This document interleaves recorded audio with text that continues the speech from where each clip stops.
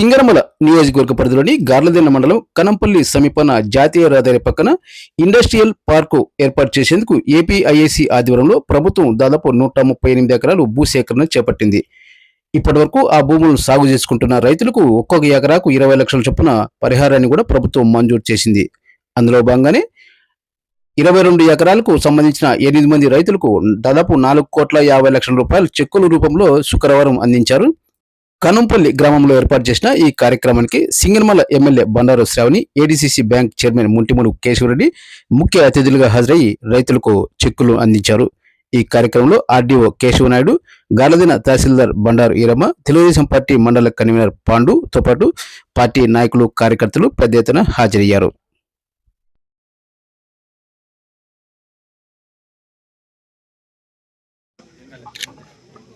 ఈరోజు కూటమి ప్రభుత్వం ముఖ్యమంత్రి నారా చంద్రబాబు నాయుడు గారి పరిపాలనలో ఎంత వేగంగా ఈరోజు ప్రతి నియోజకవర్గంలో కూడా అభివృద్ధి కార్యక్రమాలు జరుగుతూ ఉన్నాయి. మనం అందరం కూడా చూస్తూ ఉన్నాం.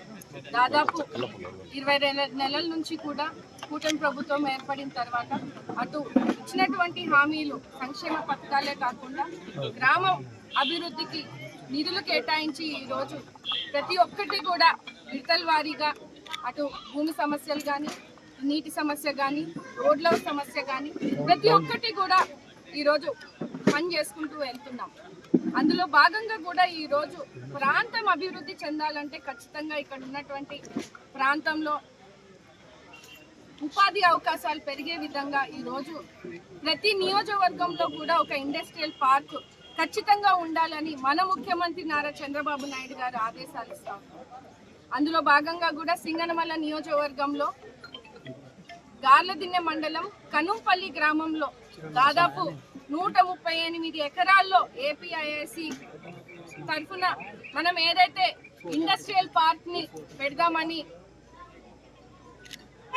సర్వే చేసి ఈరోజు దాన్ని గ్రౌండ్ చేసే కార్యక్రమంలో భాగంగా కూడా అక్కడ ఉన్నటువంటి భూముల్లో కూడా ఎంతో మంది స్థానికంగా రైతులు, ప్రజలు కొన్ని ఏళ్ల నుంచి కూడా అక్కడ సాగు చేసుకోవడం, ప్రభుత్వ భూమి అయినప్పటికీ కూడా కొన్ని దశాబ్దాల నుంచి కూడా అక్కడ పంట వేసుకొని, చెట్లు వేసుకొని దాని నుంచి వచ్చేటువంటి డబ్బును వాళ్ళు బతికే పరిస్థితి.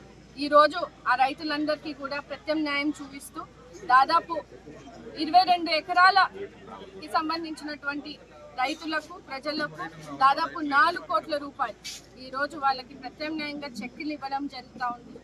అంటే అభివృద్ధి ఈరోజు ఎంత వేగంగా ముందుకు వెళ్తూ ఉందో మనం చూస్తూ ఉన్నాం. ఇంకా రైతులందరూ కూడా ఇంకా ఉన్నారు. ఇంకా ఆ భూమి పైన ఎవరైతే గతం నుంచి కూడా సాగు చేసుకోవడమో లేకుంటే రిజిస్టర్ ఒకరిపైన ఒకరు అమ్ముకోవడమో ఇలాంటివన్నీ కూడా జరిగినాయి. కొన్ని భూములు కోర్టులో కేసులో ఉన్నాయి. అవన్నిటిని కూడా ఇంకా క్షుణ్ణంగా పరిశీలించి వచ్చే విడతలో కూడా వాళ్ళకు కూడా న్యాయం జరిగే విధంగా కూడా కలెక్టర్ గారి దృష్టికి తీసుకురావడం జరుగుతూ ఉంది. ఎందుకంటే 2022లో మనకి ఇక్కడ అవార్డు ప్రకటించినప్పుడు దాని తర్వాత ఎవరైతే చెట్లు పెట్టుకున్నారో అవన్నీ కూడా ప్రభుత్వం నుంచి సహకారం అందినటువంటి పరిస్థితి. కాబట్టి ప్రభుత్వం ఎటువంటి న్యాయం చేస్తుందా అనే దాని మీద ఈరోజు ప్రణాళికలు వేసుకొని నేను ఏడీసీసీ బ్యాంక్ చైర్మన్ కేశవరెడ్డి గారు, కలెక్టర్ గారిని కూడా కలవడం జరుగుతుంది. ఖచ్చితంగా గవర్నమెంట్ ఇతర రైతులు ఎవరైతే నష్టపోకుండా ఉండాలో వాళ్ళని కూడా సాయం అందించేందుకు కూడా మేము కూడా ప్రయత్నం చేస్తున్నామని కూడా తెలియజేస్తూ